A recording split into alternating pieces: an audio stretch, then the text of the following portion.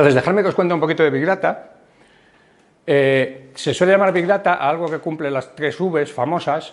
Son grandes volúmenes de datos que se generan a una grandísima velocidad y que vienen en una gran variedad. Entonces, esos datos pueden ser, por ejemplo, datos de cosas de bolsa.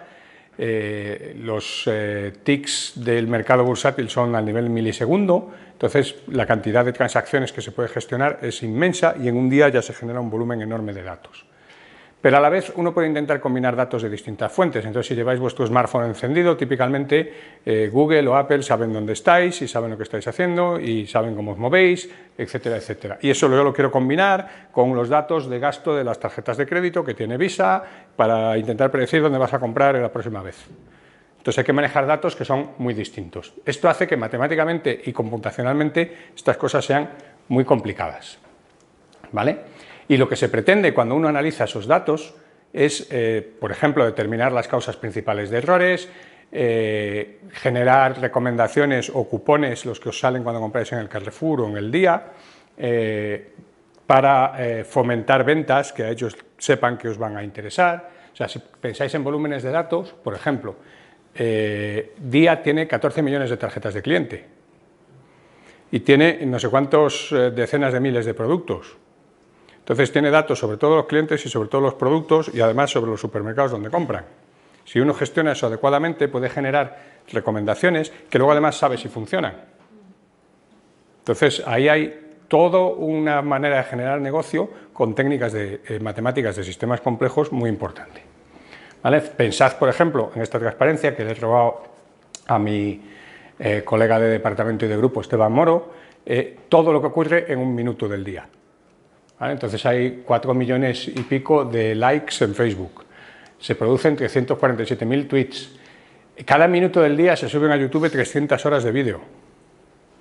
O sea, el nivel al que se está generando información es espectacular y esto ya no se puede manejar con técnicas estadísticas normales. ¿Vale? Entonces, ¿qué es lo que se pretende? Pues como la idea es que somos lo que repetimos, y eso ya lo dijo Aristóteles, tampoco es muy nuevo, pretendemos, partiendo de los datos de las personas y de su comportamiento, ver cómo podemos entender las observaciones. ¿Vale? Esto es lo que tenemos detrás de la idea del Big Data.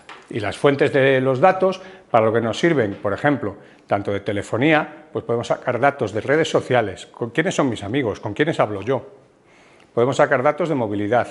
Entonces, por ejemplo, las compañías ya están yendo más allá del yo no quiero, os vuelvo al mismo ejemplo de los bancos de antes, no me interesa fidelizar a uno que llama mucho a lo mejor, porque ese llama mucho y solo llama a su madre. Entonces me interesa fidelizar a uno que llama a muchos y que se comunican a través de él, pero a lo mejor cada llamada es hola, quedamos, no sé qué. Entonces ya no está claro que sea el mayor volumen de llamadas lo que me interesa conservar. Me interesa conservar a gente muy central que puede hacer que se me cambien de compañía a mucha gente. ¿Vale? Entonces, todo esto lo que representa es la actividad que, por ejemplo, hay en una red social o en una red de personas y hay un montón de escalas de tiempo involucradas. Entran y salen nodos. Si pienso, por ejemplo, yo qué sé, en Facebook, pues la mayoría de la gente está en Facebook mucho tiempo. Yo estuve mucho tiempo y luego me fui. En cada instante de tiempo, agregadamente, entran y salen millones de personas. La actividad es a golpes. Pues hay días que uno está ocioso y está poniendo Twitter toda la mañana. Y otros días, pues ni lo mira, porque está liado en el trabajo, por lo que sea. Entonces, la actividad es de esa manera. Y a la vez está correlacionada, porque si hay gente que es muy troll y cada vez que el político X pone algo y se dedica a trolearlo, pues entonces la actividad de eso está correlacionada. Así que hay fenómenos en muchas escalas de tiempo que es difícil realmente saber tratar bien. Todo esto lo pongo para que veáis la complejidad de los problemas y la complejidad de lo que son las redes sociales. Hay que ver, por ejemplo, si yo quiero todos estos algoritmos que te dicen conéctate a este tío en LinkedIn, pues eso lo que hace típicamente es que intenta ver dos conocidos tuyos, alguien que sea amigo de ambos. O si tú no estás conectado a un amigo de otro amigo, intentar que tú te conectes a él. Esto es de lo que hablamos cuando hablamos de clustering. La gente suele tener amigos que a su vez son amigos. A la vez hay gente que conecta a grupos de gente. Entonces, todas estas estructuras solo se pueden ver a nivel global, entendiendo la red como un todo, y eso es lo que permite identificar realmente a usuarios clave. Más que, como os decía antes, simplemente, pues, Justin Bieber tiene 10 millones de seguidores en Twitter. ¿Y qué? Seguramente da igual. Hay otras cosas que conectan a más gente. ¿Vale? Esto es, por ejemplo, el tipo de cosas que se hace. Sigo habiendo robado material de mi amigo Esteban. Estos son tweets geolocalizados y dan una idea de cómo se funciona y cómo se producen los desplazamientos de la gente en España, y de aquí se puede sacar información que correlaciona con el estado socioeconómico. ¿Vale? Pero para eso uno tiene que tener no solo el tweet, sino que tiene que tener dónde se ha puesto y cuándo se ha puesto, ¿vale? Y cómo cambian los patrones de día y de noche, etcétera, etcétera. De hecho, con su grupo lo que han visto es que viendo cómo tuitea una persona, se puede saber si está parada o tiene trabajo. Los tuiteros que tuitean de esta manera son normalmente los que tienen trabajo, y lo pico gordo de tweets es a primera hora en el curro.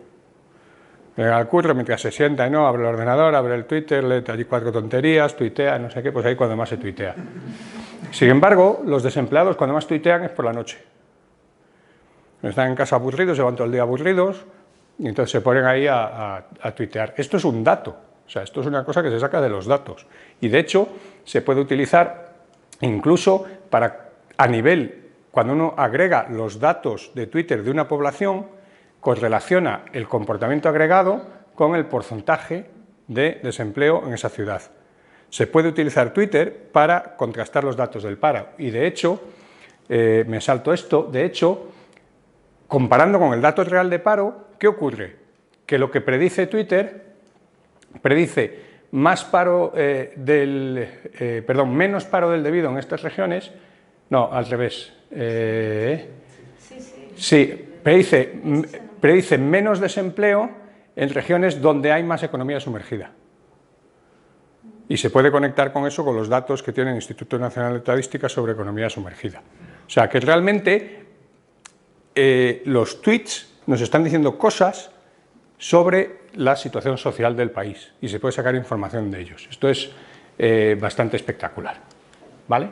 De hecho, hay empresas que ya están trabajando como esta. Esto es propaganda, yo tengo un 1% de la empresa, no gano nada, pero lo que hace Campal es intentar utilizar el análisis de redes sociales para ayudar a las compañías a hacer marketing de sus productos o a distribuir información de la manera eficiente, etcétera, etcétera. Vale, entonces, hasta aquí lo que quería contaros de Big Data, y ahora os voy a lo que más me interesa a mí, que es entender las interacciones. De hecho, a mí lo que me interesa no es el Big Data, es el Small Data. Pero eso sí, small y controlado.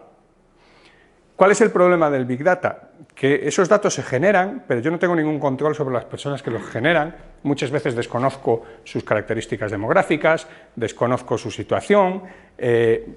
Puedo estar viendo, hay no sé cuántos millones de robots hay en Twitter, que son seguidores todos de los políticos, etcétera, etcétera. Entonces, eso no está controlado. Sin embargo, yo quiero datos muy controlados, que me permitan realmente aislar situaciones concretas y tener controladas las personas que forman parte de este asunto. Entonces, esto tiene que ver precisamente con la intersección entre la ciencia de los datos y la ciencia del comportamiento, y esto no lo digo yo, lo dice una consultora como Deloitte. ¿Cuál es la cosa? Si yo lo que estoy buscando es sacar una información de los datos que me permita influir un poco en la gente para cambiar sus conductas, siempre pensando en el buen sentido, para cambiarlas para bien, también podría querer cambiarlas para mal, también puedo tener una central nuclear y una bomba atómica. Entonces, la analítica predictiva que sale del Big Data y la ciencia del comportamiento tienen que combinarse, porque la predicción del Big Data hay que comprobarla en un entorno controlado. Y eso lleva enseguida, cuando uno empieza a pensar sobre estas líneas, pues aparecen aplicaciones, pues como os decía, desde la detección de fraude, la detección de comportamientos que son peligrosos para la salud, etcétera, etcétera. Y todo esto teniendo en cuenta que tenemos un sistema complejo donde hay muchísimas personas interaccionando. Entonces, esa interacción yo la tengo que saber aislar de la mejor manera posible. ¿Vale? Entonces, por ponernos un ejemplillo, He cogido este libro, que en realidad es un panfletillo. Si uno indaga por ahí, lo encuentra en la red. Donde intenta resumir por qué la sociedad se comporta como una materia compleja. Entonces, ¿qué problemas vienen aquí? Pues habla de varios. 1, predecir el tráfico, del cual ya hemos hablado. 2, predecir patrones de movimiento de multitudes, que también lo hemos mencionado. Normas y decisiones. La difusión o la propagación del crimen. La red social, redes y sus fallos. Las epidemias, esto es una cosa fundamental. Hay un grupo, por ejemplo, en Estados Unidos, el grupo de Alex Vespignani, que tiene un simulador de verdad de propagación de epidemias, que predice muy bien los picos de gripe e incluso predice lo que va a ocurrir si para tomar medidas de no propagación corto el tráfico en determinados aeropuertos. Se puede ir a muchísimo nivel de detalle con estas cosas. ¿Se utilizó en los temas de ébola? ¿Perdona? ¿Se ha utilizado para el ébola? Ellos lo utilizaron y me consta que hubo gente en el Instituto Nacional de la Salud en Estados Unidos que estuvo usando sus inputs. Pero para África, no para la gente. Sí, estos tienen un simulador que es mundial. ¿Vale? No tengo ahora mismo aquí la referencia, pero te la puedo buscar. Y ellos también hicieron una simulación cuando empezó también alguna de estas epidemias pues con la de ébola. Hicieron una simulación que mostraba que si querías impedir que saliera de África y que se extendiera por todo el mundo, tenías que cortar todo el tráfico aéreo, todo. Entonces lo dejaba muy clarito, cortando incluso un 90%, aquello seguía igual de mal. Y una cosa que va muy bien y que ellos además la han comparado mucho con los datos reales. O sea, ellos van prediciendo, por ejemplo, la gripe la predicen bastante bien, con paro 3 de semanas de adelanto predicen bien los picos.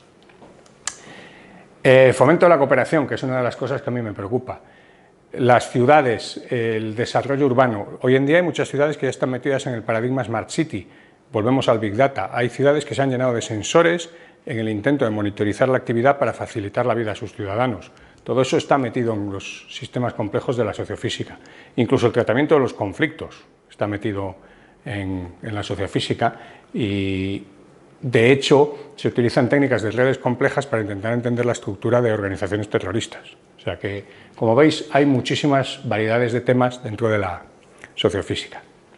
Entonces, yo os quiero contar algunos centrados, como os decía, ya en el tipo de cosas que hago yo, pero que me parece que ilustran el problema principal, que es entender cómo interaccionamos. Si yo quiero usar técnicas de sistemas complejos para predecir lo que va a hacer la gente, tengo que entender primero cómo interacciona la gente. Y, como también decía antes, en el contexto en que esto ocurre. Porque en cada contexto ocurrirán las cosas de una manera o de otra. Bueno, esto es